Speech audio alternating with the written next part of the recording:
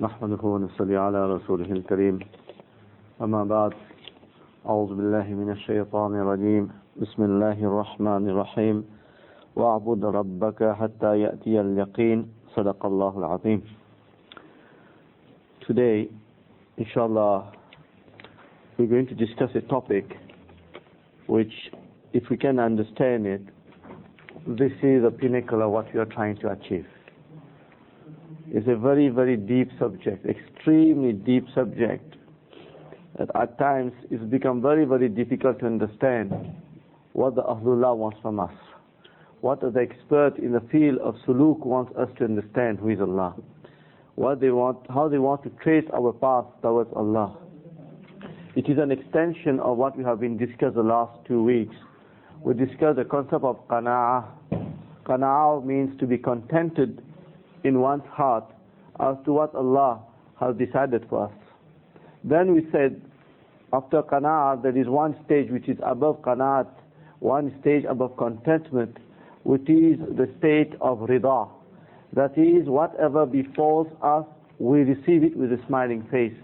We are happy as well when the bad things happen to us. When we are faced, Allah subhanahu wa ta'ala tries us. When Allah subhanahu wa ta'ala puts any tribulation upon us, we smile at it. We are happy with it. Just as when Allah subhanahu wa ta'ala showers us with His blessings as well. But now there is one stage which is above this as well. The stage of ubudiyyah. Allahu Akbar. Allah subhanahu wa ta'ala makes us read 48 times a day in our salah, 48 rakat we have to read, where we say, Iyaka na'budu. Allah, we make your ibadat. Iyaka na'budu. 48 times. But the realization of it is a maqam. It is a spiritual station to realize what is the meaning of being an abd. And from there you get the concept of ubudiyyah. This is what we're going to talk today, inshallah. Once from the concept of abd, from the concept of ubudiyyah, we get the concept of being a slave of Allah subhanahu wa ta'ala. This title of being a slave, there is no nobler title that Allah subhanahu wa ta'ala can give to His banda. If this were the case, the greatest station that mankind can attain, the greatest da'wat, where Allah subhanahu wa ta'ala can address you. If somebody wants to invite you for a dinner, Muhtaram so and so, Maulana so and so, or MP so and so. But when Allah subhanahu wa ta'ala invited Rasulullah sallallahu alayhi wa sallam for Mi'raj, which is the highest station that mankind can reach, Allah subhanahu wa ta'ala has used the word abd. Subhanalladhi asra bi'abdihi laylan min al-masjid al-haram ila al-masjid al-aqsa. Praise be to that Lord, to that being who made his slave make his night journey from the Masjid al-Haram to the Masjid al-Aqsa. Allah subhanahu wa ta'ala has used the appropriate quality of Rasulullah. The quality of ubudiyyah, when Rasulullah sallallahu alayhi wa sallam had reached the pinnacle where that a human being can reach the quality of ubudiyyah, above nabuwat, of course we're talking here. Allah subhanahu wa ta'ala has chosen him with this title of abd to call him by him. Allah Akbar. From ubudiyyah, there are three concepts that comes. From the concept of abd, Allah subhanahu wa ta'ala, it is a light of Quran and Hadith, the ulama kiram have shown us three things that we must have in us. One is the quality of ibadah. When we say we make ibadah, what does this mean? We submit to all like a slave submit to his Lord, we make ibadat, the worship of Allah. But then above this, we get the quality of ubudiyyah, that day in, day out, we are in the chakkar of how can we be the slave of Allah. Then, above that, there is another stage, the stage of adoration. Allah Akbar. First is the stage of ibadat. We make zikr of Allah, making salah of Allah. But then Allah subhanahu wa ta'ala enlightens our heart. We come in the servitude of Allah, the quality of ubudiyyah. But then, Allah subhanahu wa ta'ala put more nur in our heart. We understand Allah subhanahu wa ta'ala more, and we become ubudah. That is the quality of adoration. Adoration is above ubudiyyah. This is a stage when a banda has cleaned his heart. He was sincere in Allah. The journey towards Allah subhanahu wa ta'ala. The journey towards Allah subhanahu wa ta'ala means that we try to clean our heart from akhlaq razila. All those bad manners that pollutes our heart, we remove it. And we fill our heart with akhlaq hamida, with the good qualities, the good manners of shukr, the quality of khushu, the quality of all the good qualities that we have been discussing that a person can develop in his heart. But once a person has reached that level, Allah subhanahu wa ta'ala changed his route. Allah subhanahu wa ta'ala put him on a better route, the quality of sayr fillah, the journey in Allah. When a person attains that level, he become very close to Allah subhanahu wa ta'ala. Then Allah subhanahu wa ta'ala unveils his Zat to him. He starts understanding the Zat of Allah, the being of Allah who is Allah. Allah subhanahu wa ta'ala unfolds for him the sifat of Allah, the qualities of Allah, the attributes of Allah, how to come closer to Allah through his attributes. Ar-Rahman, what is the meaning of Rahman? The quality of Rahim, what is the quality of Rahim? The quality of Warith, the quality of Nur. Those sifat becomes manifest in us to such an extent that we come closer to Allah subhanahu wa ta'ala. Not only the sifat of Allah, Allah subhanahu wa ta'ala opens our heart, we understand the af'al of Allah, the actions of Allah. Like Khidr alayhi salatu wa salam, Allah subhanahu wa ta'ala gave him the understanding of certain acts of Allah subhanahu wa ta'ala that Musa alayhi salatu wa salam could not understand. This is Abu Zuhayya. Then Allah subhanahu wa ta'ala makes us understand his haqaiq, his reality, who is Allah subhanahu wa ta'ala. These are things that are not easy to get. These are not easy to get until we don't purify our heart. So when we reach the qualities, we reach the quality of ubudiyah. This is why the famous saying, as-salatu mi'rajul mu'minin. Salah is a mi'raj of a mu'min. Subhanallah. This ibadat, this quality of ibadat, we pass this quality of ibadat, we reach the quality of ubudiyah. When you reach the quality of ubudiyah, this is where our salah becomes our mi'raj. It's not a hadith of Rasulullah. This is not a hadith. It is a saying.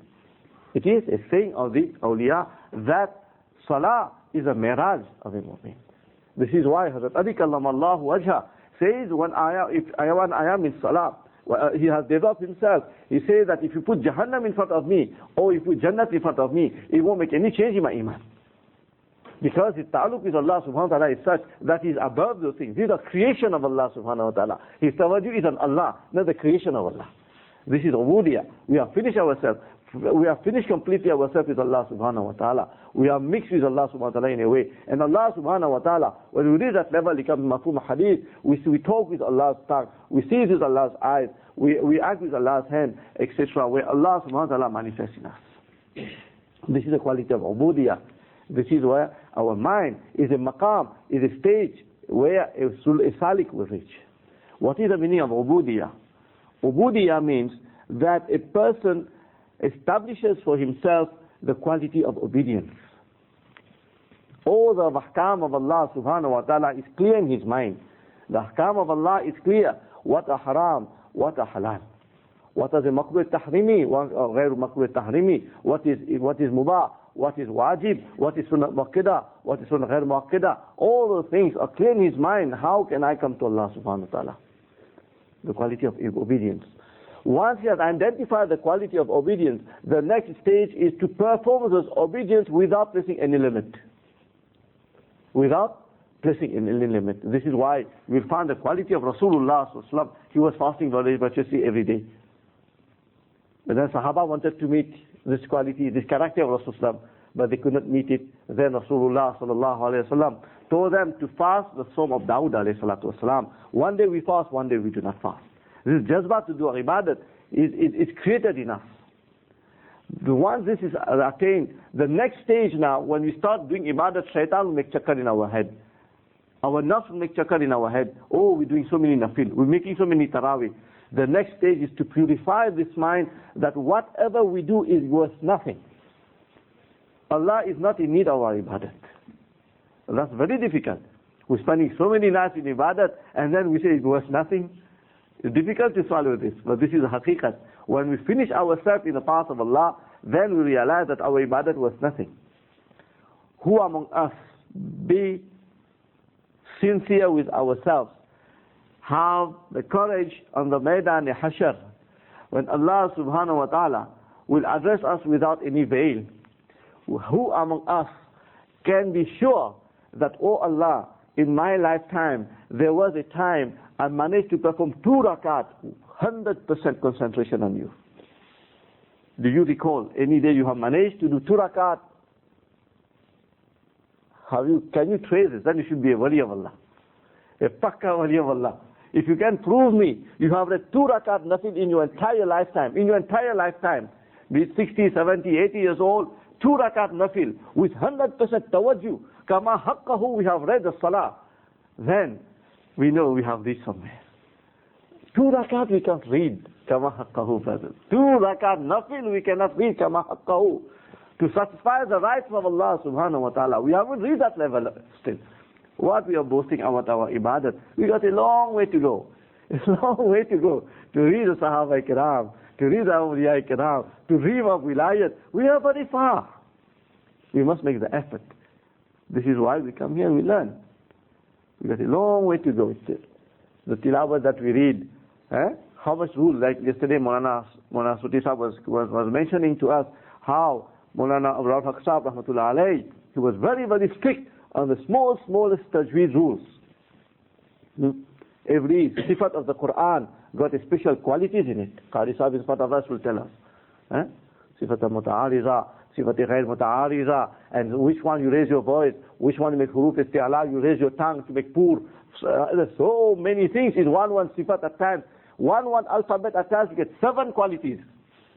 One alphabet in the Quran, you get 7 qualities. You take qaf, the quality of isti'ala, you must do it full mouth. And then if you're going to have to stop on it, you're going to make qalqala. There's so many qualities in it. Some alphabet you must be harsh, some alphabet you must be soft. There's so many qualities on one alphabet. What fakhar we got? Oh, this we have made so many khatam al-Quran in Ramadan. This is the trap of our nafs. To read the quality of ubudiyat, we must get rid of all those things. The 4th one is we must be conscious the tawfiq to do good action from Allah subhanahu wa ta'ala. It's only Allah subhanahu wa ta'ala who has given us the tawfiq to do good actions. When these things we have understood the quality of being an abd of Allah, the quality of ubudiyah, then we got to ponder there are 4 qualities that a slave will have in him. If you look at a slave, there will be 4 qualities. Then we get the quality of abd, the quality of ubudiyah. Abdiyat will develop in us when we realize those 4 things. First, understand what it is, those 4 things I mentioned.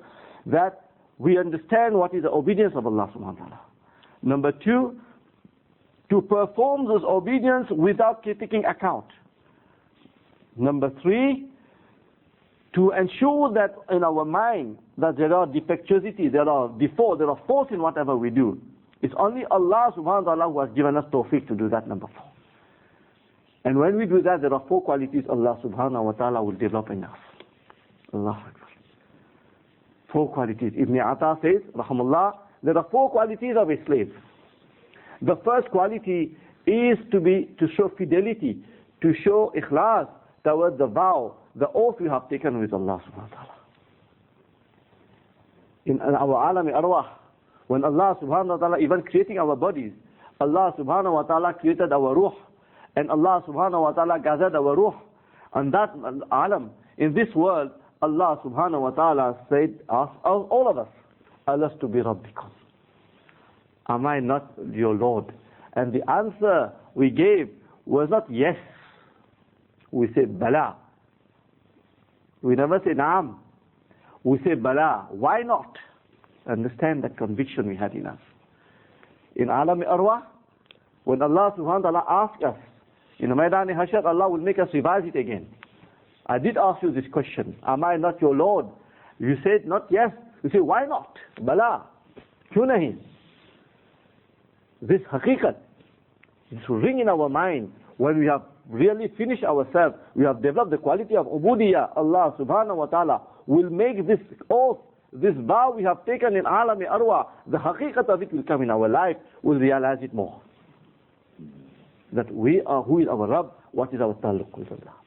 The second thing a slave will develop is what are the limits of the ahkam of Allah. What are the limits of His master? Many places in the Quran, Allah subhanahu wa ta'ala says, Tilka hududullah. These are the limits of Allah. Don't go beyond those limits. Just like a slave, he knows what time he must enter the room of his master, and which time he must enter the room of his master. He draws a line, I am the slave, and this is my master. He knows the line how he is going to talk to his slaves, to his master. He knows what time to wake up to be at the service of his master. This is an ajib quality a slave will have. This is what is being asked. Allah put this reality in us. The third quality Allah subhanahu wa ta'ala will put in us the quality of contentment, the quality of rida, the quality of qanaat. Allah subhanahu wa ta'ala will put it in our heart, just like a slave. He doesn't own anything. A slave is a legal object, is a chattel, is an object you own. You can destroy it the way you want. Just like you have your car, you can bump your car, you can burn your car, you do whatever you want. A slave is the same thing in the hands of his master. His master can whip him, his master can kill him, his master can do whatever he wants with him. But yet, the slave, he knows that the food that I need is my master who will give it to me. If today my master doesn't want to give me food, I'm happy with it. Today he's giving me biryani, I'm happy with it. Today he wants to give me dried bread, I'm happy with it. To read this mindset, Allah subhanahu wa ta'ala make us realize who is Allah subhanahu wa ta'ala. And a slave will have patience with his master. These are the four things that Allah subhanahu wa ta'ala will develop in us when we have understood the quality of ubudiyah to what is meant to be the abd of Allah. What does it mean to have this noble quality where Allah subhanahu wa ta'ala will call us his abd? Ajib. Allah then will call us his abd. When we understand those things, brothers, then understand that to make ibadat, Ali al-Daqaq, Abu Ali al-Daqaq, rahmullah, great of Ali of Allah, great alim, he says, ibadat, to worship of Allah, to make our salah, to fast in Ramadan, to make some tilawat of Quran, this is the actions of the layman. The layman will do that. But to be in the servitude of Allah, this is the action of the khawas, the special people, who have developed the quality of ubudiyah, the quality of an abd. And to adore Allah, your mind is focused on nobody else but Allah subhanahu wa ta'ala. You have become divana on Allah subhanahu wa ta'ala. We are in the journey of Sayyid Fillah. We have entered the journey, understood the haqaiq of Allah subhanahu wa ta'ala, the af'al of Allah subhanahu wa ta'ala, the zat of Allah subhanahu wa ta'ala, the sifat of Allah subhanahu wa ta'ala. When we have reached the level, then we have come to the level of adoration, ubudah. That's a very high level. Very, very high level, this one. There's a stage to go. When we do that, we start doing ibadat, then there are ajib thing Allah will unveil for us. When a person starts doing salah, then Allah subhanahu wa ta'ala will give him ilmul yaqeen. We're doing salah. Do we really believe in Allah? One is we have been conditioned that Allah exists. One is to have the yaqeen Allah exists. It's two different things. Just like a child goes to school, he studies chemistry, and he does Dalton's atomic theory, that the atoms exist. It consists of a proton and electron. All those things are abstract in his mind. But they force him to study it, and he's being forced to sit for his exams. But you ask him, have you seen an atom? No. He's just been conditioned to understand the atomic theory. The same thing. Are we being conditioned to believe in Allah, or do we have the yaqeen Allah exists? Are we being conditioned to say, okay, Jannat exists, Jahannam exists, or have we have the yaqeen Jannat and Jahannam exist? The ilm about it, the kayfiyat, how the arg, how the fire of Jahannam will be, what are the description of the hood of Jannah. This is different. The ilmul yaqeen, Allah subhanahu wa ta'ala will give us this knowledge of certainty. It will come anchored in our life. But then when we go up, we are at the stage of ubudiyah, Allah subhanahu wa ta'ala will give us aynul yaqeen. The eye will see it. The eye will have the certainty. But then if we persist, then Allah subhanahu wa ta'ala will give us haqqul yaqeen. The truth of certainty. The truth of certainty will be unveiled, like Hazrat Ali radiallahu ta'ala, as I told you, where people told him, he said to the people, even I see Jannah or I see Jahannam, it won't make any difference in me. The haqqul yaqeen, this is a level that Allah subhanahu wa ta'ala will bring to us. This is the level. So to understand the concept of ubudiyah, the road that we are taking to clear our heart, to understand how the extent we must submit ourselves to Allah subhanahu wa ta'ala is a long way. We've got to strive for that. A person who makes ibadat, he just only strives a little. A person who makes ibadat, he will wake up for Fajr 5-10 minutes earlier. He will walk to the masjid. It's a small striving he will do. A person who is an abd of Allah, a person who will do ubudiyyah of Allah subhanahu wa ta'ala, he will have to face hardship. He will have to make parabans of sunnah. A sahabi came to Rasulullah sallallahu alaihi wasallam, say, Ya Rasulullah, I love you. I like you so much. Rasul says, think properly. He said, yes, 3 times. Rasul says, be prepared for calamity to follow you.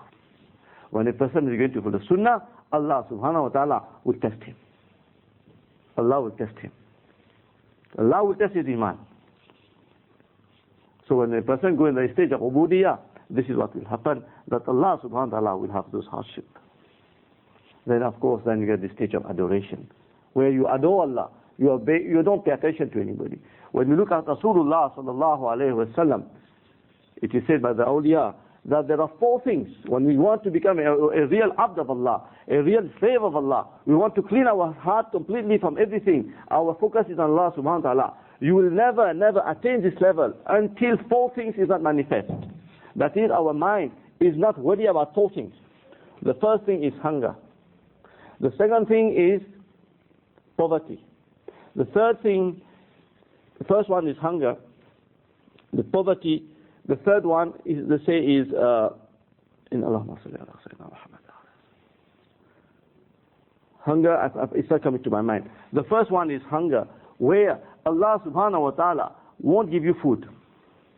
Allah subhanahu wa ta'ala won't give food. In the battle of Khandaq, we saw what happened. Rasulullah sallallahu alayhi wa sallam was hungry. Sahaba kiram were hungry. A sahabi came to Rasulullah sallallahu alayhi wa sallam. He lifted his jubbah. Say, Ya Rasulullah, to hold myself, I put 1 rock here just to hold me, I don't fall. Rasulullah sallallahu alayhi wa sallam lifted his thawb and showed him Rasul had 2 rocks. This is extent. If a person's mind is on Allah, he has no time to focus on his stomach. The work of deen must be done. I am an abd of Allah. Allah wants me to establish deen, I'm going to establish deen. Hunger is something. The second one is poverty, as I told you. Poverty, where Rasulullah sallallahu alaihi wasallam, in the light of hadith, Aisha Siddiqa radiallahu ta'ala narrates that for 3 months, there was nothing in the house of Rasulullah sallallahu alaihi wasallam before Rasulullah sallallahu alaihi wasallam passed away. This is the extent of poverty that we are talking. Then, the ulama kiram says, there is another thing that we have to keep in mind, is nakedness. Allah subhanahu wa ta'ala, our clothes, it adorn us. It protects our haya. But even this Allah subhanahu wa ta'ala will test. Once Rasulullah sallallahu alayhi wa sallam went to pay a visit to his beloved daughter Fatima radiallahu ta'ala. He knocked to enter. Fatima radiallahu ta'ala and said, Abba, don't enter. Say, why, Beti? He said, Abba, I haven't got a honeycomb by myself. Rasulullah sallallahu had tears in his eyes. He had his shawl. He gave his shawl. He said, oh, Beti, cover yourself. This is the test that went for those people who want ubudiyyah. Rasulullah sallallahu alayhi wa sallam had 1 lungi and 1 shawl. A person came and said, a woman said, there was some booty that came. He sent his son, said, go and ask Rasulullah sallallahu alayhi wa sallam something. He said, no, there's nothing, we have distributed everything. The mother sent the son again, say, here, the thing that has his body, give this. Rasulullah sallallahu alayhi wa sallam had to take this also. Rasulullah sallallahu alayhi wa sallam had, on top, had nothing on him, just to give 1 ummati something. Hazrat Umar al-Faruq radiallahu ta'ala, who had the entire khilafat under his feet. One day he came late for khutbah. People asked him, hey, Mu'mineen, why you came late? He said, I have only 1 pair of clothes. And they counted, there were 14 patches in that cloth. 14 patches in that cloth. Amir al-Mu'mineen. And he said, I had to wash my clothes. I had to let it dry so that I can perform my salah. Allah subhanahu wa ta'ala will test us when we want to become the abd of Allah subhanahu wa ta'ala. Nakedness. Today we open our gathering, open our window, our cupboard, kurta over kurta, the latest one from Dubai we have, brothers. And we want to become the wali of Allah. May Allah have mercy on us. The latest fashion we want. Then Allah subhanahu wa ta'ala asks us, the wali of Allah tells us, there is another quality that we must have. Besides the quality of nakedness, they tell us that we need another quality. is the quality of disgrace. Until we are not above disgrace, this ananiyat is in us, this will not allow us to become an abd of Allah. As long as we have the quality of ananiyat in us, hum kuch hain, we are somebody doesn't call us Maulana, or somebody doesn't call us Bhai, or somebody doesn't call us minister, or somebody doesn't call us doctor, we feel offended with that. Rasulullah sallallahu alaihi wasallam, read the life of Rasulullah sallallahu alaihi wasallam, look at the disgrace he underwent, but his mind was with Allah. He was above those things, those four things. When we are above those four things, these are the tests that Allah subhanahu wa ta'ala will send us. And we lose the life of Sahaba Kiram, the life of Rasulullah sallallahu alaihi wasallam, the life of the Anbiya, Allah subhanahu wa ta'ala, to show the quality of ubudiyat. These are the four areas that Allah subhanahu wa ta'ala has been tested. The quality of hunger, the quality of poverty, the quality of nakedness, the quality of, the fourth one is the quality of disgrace. Rasulullah sallallahu alaihi wasallam, what they didn't do to Rasulullah. Read Surah Al-Alaq, where Allah subhanahu wa ta'ala bear testimony when Rasulullah sallallahu alaihi wasallam was in Makkah al-Mukarramah. They used to take the intestine of the camel and point on his head in the haram. What he didn't do. Once he was in namaz, they came and with a rope to strangle Rasulullah sallallahu alaihi wasallam. What Rasulullah didn't go. Rasulullah sallallahu alaihi wasallam said, among all the Anbiya, I'm the one who suffered the most, because my own nation, my own blood persecuted me. No Nabi underwent what Rasulullah sallallahu underwent. These are quality of abd. When Rasulullah sallallahu underwent all those things, Allah subhanahu wa ta'ala has used the quality of abd. Subhanalladhi asra bi'abdihi laylan min al-masjid al-haram ila al-masjid al-aqsa. Allah subhanahu wa ta'ala has used the most noble, the noblest quality that Allah can use for his banda, the quality of being a slave, to call him by name.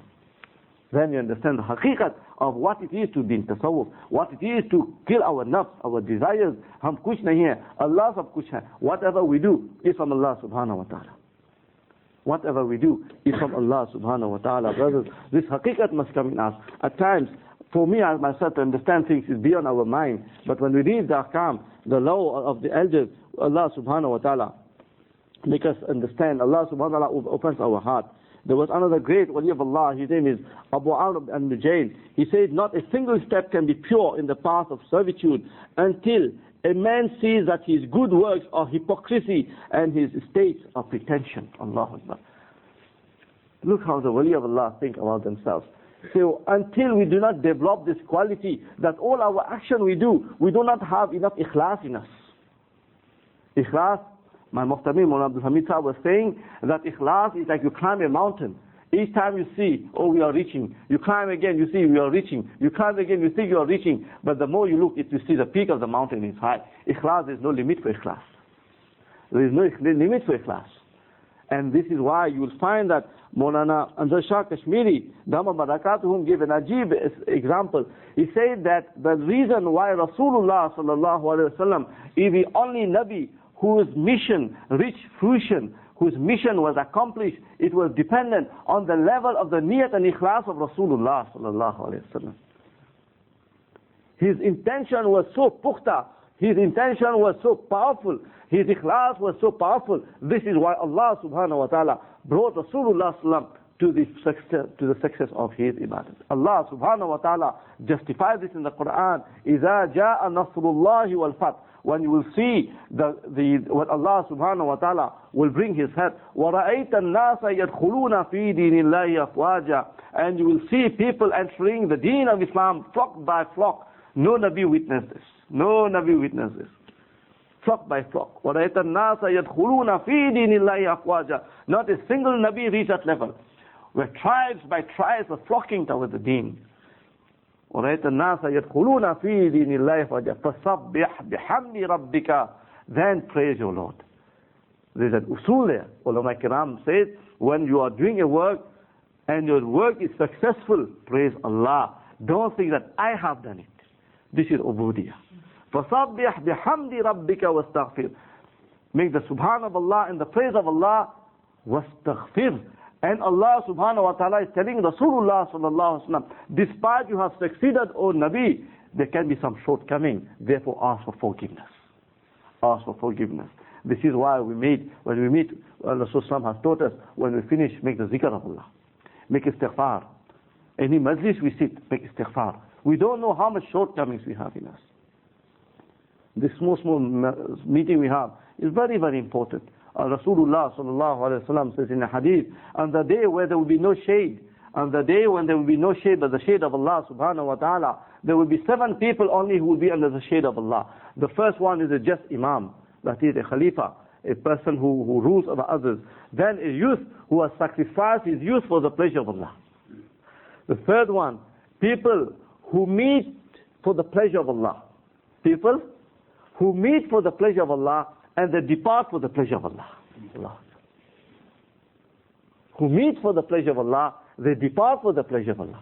Any dini majlis we go, we go in Jamaat, we go in Khanka, we make some fikr for some people, for social problem, whatever fikr, whatever majlis we make, but we make it for the pleasure of Allah. Inshallah al-Aziz, on the day of Qiyamah, it is guaranteed under the shade of Allah subhanahu wa ta'ala. Just make our niyat.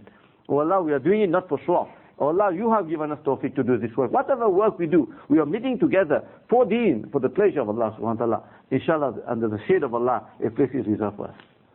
The fourth one is a youth that a beautiful woman has seduced him and says, I fear Allah who is Rabbul Alameen. It's not easy when you are the passion of youth in us and a beautiful woman comes to us, especially in today's time. Everything is so liberal. Then the next one is a person whose heart is always attached with the masjid. His heart is always attached to the masjid. Namaz finished, he goes, now, when's the next namaz now? When's the next namaz now? How can I go to Allah? How can I put my head in front of Allah? What time the Imam will call us? What time the Azan will go? His heart is with just in Ramadan. Allah subhanahu wa ta'ala has blessed us with these feelings in the month of Ramadan. Isn't it? In Ramadan we get the jazba to make ibadat. We wait, what is Taraweeh? What time is, what surah the Imam will read in Taraweeh today? What parah he will read today? Then when we finish our Taraweeh, oh, what time is Fajr? What time is Fajr? And if it's the haram, we want to do Tahajjud. This jazba. Our heart is attached with the masjid. Allah subhanahu wa ta'ala give us a little of it, a speck of it in the month of Ramadan. If cash, we can have it every day in our life. Then Allah subhanahu wa ta'ala will give us a place under His shade. This is the quality of ubudiyyat. How a person is ingrained in that. When a person shows no begrudge with Allah, whatever Allah has given, he's satisfied with this. There are 3 gifts Allah subhanahu wa ta'ala will give him. The first gift in his nafs, Allah subhanahu wa ta'ala will give him the shawq of ibadat. The shawq of ibadat will come in a person. Then Allah subhanahu wa ta'ala will give him in his heart ubudiyyat. When the shawq of ibadat comes, he will realize with Allah subhanahu wa ta'ala, Allah will open his heart. Who are you and who am I? You are my banda, I am your Lord. And there is one thing that will come, a maqam, he will reach a maqam in this ibadat, where just as it's a maqam, it's a spiritual journey, it's a spiritual stage that we're going to reach. Just like Allah is always our Rabb. SubhanAllah. Just like Allah is always our Rabb, we will realize that we are always the Abd of Allah. Just like Allah is always our Rabb, we will realize, this realization will take place in our mind that we are always the Abd of Allah. In other words, we are not going to be trapped by shaitan. We are not going to be trapped by our nafs. The heart is illuminated inside. The moment we are tendent, we climb our guna, the heart will start, like the thermometer or the barometer, it starts moving. The heart will give us a signal, hey, you are disobeying Allah here. You are disobeying Allah here. The heart, the needle of the heart will start shaking. Allah will give us this. And the third gift, Allah subhanahu wa ta'ala, Allah will give our ruh, Allah will give our ruh, our soul adoration. Also gift Allah will give us. Nafs with the shawq of ibadat, the heart will be focused on the ubudiyyah, on the servitude of Allah, and the ruh will be infatuated with Allah. The muhabbat for Allah will come in our heart. This is the way that the salik must go. So it's not only a question of qana'at, to be contented with our taqdeer, what Allah has put with us. It's not only be happy, whatever comes to us, that is a rida. But there is one stage which is higher, the stage of Ubudiyyah, and this is the highest stage we can reach. Once we have reached the quality of Ubudiyyah, the realization that we are always the Abd of Allah, we are always the slave of Allah, that whatever Allah wishes He will do with me. I can't do anything. Even the good action I'm doing is from Allah subhanahu wa ta'ala. We are nothing. This ananiyat has disappeared from us. I am somebody. Until we have reached, when we reach that level, then inshallah al-aziz, Allah subhanahu wa ta'ala will really declare us that we are His banda. The dalil of it, brothers, فَادْخُلِي فِي عِبَادِي وَادْخُلِي جَنَّتِي. Allah. Listen what the ayat of Quran says, Surah Al-Fajr. فَادْخُلِي فِي عِبَادِي وَادْخُلِي جَنَّتِي. In Jannat, Allah subhanahu wa ta'ala, after finish giving Hisab Kitab, Allah would mention the word Ibadi first. Allahu Akbar. Then Allah mentioned Jannat. Jannat is the creation of Allah. But to be the Abd of Allah, to be part and parcel in the Muhabbat of Allah, so this is higher than Jannat. Allah says in the Quran, فَادْخُلِي فِي عِبَادِي. Enter among my awliya, my slaves. The word slave is being used again here in Jannah. That is the permanency in our maqam, that we are the slave of Allah subhanahu wa ta'ala. Even in Jannah, this quality will remain in us. فَادْخُلِي فِي عِبَادِي. The word ibadi, abd, is being used again in the Quran in Jannah. وَادْخُلِي جَنَّتِي. And enter my Jannah. So even in Jannah, Allah subhanahu wa ta'ala will tell us, when Allah has made Faisal for Jannah to us, Allah will choose first that we be the companion of the slaves of Allah. Those who understand the haqiqat of Allah, those who understand the Zat of Allah, those who understand the af'al of Allah, those who understand the sifat of Allah, Allah subhanahu wa ta'ala will put us with them first. The awliya, they are not interested in Jannah, they are interested in Allah. They are interested in Allah. Jannat is a creation of Allah. Their gaze cannot go on the creation of Allah. Their gaze has not been deviated from Allah. Until we don't reach that level, we haven't understood our purpose in this world. If you are doing ibadat to get Jannat, this is wrong. You must do ibadat for the pleasure of Allah. Then as a recompense, Allah will give us Jannat. Very important to understand that. The three stages, qana'at, riza, and ubudiyyah. May Allah subhanahu wa ta'ala give us tawfiq to understand what has been said.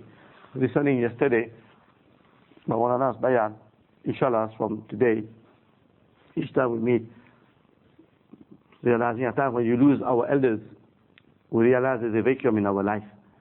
When Allah subhanahu wa ta'ala called Muhyiul Sunnah, the revivalist of the Sunnah, Maulana Ibrahim Laksab, rahmatullah alayhi, nawarallahu marqada, he was known, every small sunnah, he was making sure that this sunnah being revived. Allah subhanahu wa ta'ala gave him an ajib quality he had. So thinking about it, I wish that the little time left, few lectures that we are left with, let us talk about one sunnah. Today, I'm going to mention one small sunnah. When we wake up in the morning. Of course, there are so many aspects of this, many masla masail. I'm not going to go into the details.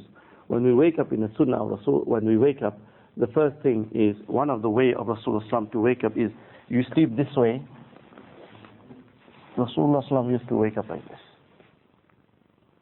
The next thing that we do is take out the, very important, to take out the sleep from our eyes. Then we read our dua. The dua we must read is, Alhamdulillahi alladhi ahyana ba'da amatana wa ilayhi nushur. To wake up also, there are ways of waking up. May Allah subhanahu wa ta'ala give us tawfiq to put this small sunnah, there is no sunnah which is small, which look very small, but if you look at the barakat in it, how to wake up in the morning, that also Rasulullah has taught us. So very important. This is why many times we wake up because we haven't done that. We switch off the alarm and we sleep again. Because the sleep is still in our eyes. It is said in the hadith, when we sleep, shaitan comes and makes 3 knots on our neck. Shaitan makes 3 knots. And it's the zikr that we're going to unknot it so that we are back to normal. If not straight, we find a heaviness in our neck. Especially now, Isha is what time and Fajr is what time. Very difficult. But if you put the sunnah of Rasulullah sallallahu alaihi wasallam into practice, go and sleep straight after Isha and try to wake up with tahajjud and then read our Fajr, whatever it is, the way we plan ourselves, But this is a way to wake up according to the hadith of Rasulullah. There are many masail also on that. What next we do? Inshallah, every time we meet one small sunnah, we try to revive, inshallah, all of these. Someone make a zikr 100 times, Allah in our heart, inshallah.